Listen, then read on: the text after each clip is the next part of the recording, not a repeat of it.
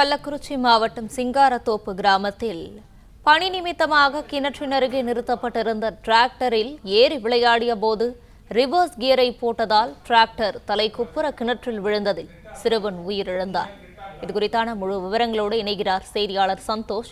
சந்தோஷ், வணக்கம். இது குறித்தான முழு விவரங்களையும் பகிரலாம். வணக்கம் மேடம். கள்ளக்குறிச்சி மாவட்டம் பகண்டை கூட்டுச்சாலை காவல் நிலைய எல்லைக்குட்பட்ட பகுதி மயிலூர் சிங்காரத்தோப்பு கிராமம். இந்த பகுதியில் வசிப்பவர் பாஸ்கல். இவருக்கு சொந்தமான விவசாய நிலம் உள்ளது. அந்த விவசாய நிலத்தில் பொருத்தப்பட்ட மின் மோட்டார் கடந்த ஒரு வார காலமாக பழுதாகி இருந்துள்ளது. இதனையடுத்து அவருக்கு சொந்தமான டிராக்டர் கொண்டு கயிறு கட்டி கிணற்றில் இருந்த மின் மோட்டாரை வெளியே எடுத்துள்ளார். அந்த டிராக்டரை நிறுத்தாமல் அப்படியே வைத்திருந்துள்ளார். இதன் மீது பாஸ்கலுடைய தம்பி மகன்களான ஜான்பன்ராஜ், ஜெரீஷ், டேனிஷ் ஆகிய 3 பேரும் அந்த வாகனத்தில் ஏறி விளையாடி கொண்டிருந்ததாக சொல்லப்படுகிறது.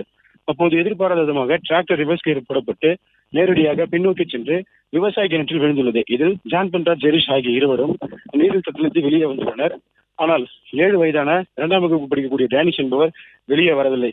இதனால் அச்சமடைந்த அவரது உறவினர்கள் மற்றும் அங்கிருந்த பொதுமக்கள் பகண்டை கூட்டுச்சாலை போலீசாருக்கும் தீயணைப்புத் துறையினருக்கும் இது குறித்த தகவல் தெரிவித்துள்ளனர். தகவலின் பேரில் அங்கு வந்த தீயணைப்புத் துறையினர் நீண்ட நேரமாக போராடியுள்ளனர். தண்ணீரின் ஆழம் அதிகமாக இருந்த காரணத்தினால் டிராக்டரையும் சிறுவனையும் மீட்க முடியவில்லை. இதனையடுத்து 10க்கும் மேற்பட்ட மின்மோட்டார்கள் கொண்டு வரப்பட்டு தற்போது கிணற்றிலிருந்து தண்ணீரை வெளியேற்றும் பணியில் ஈடுபட்டு வருகின்றனர்.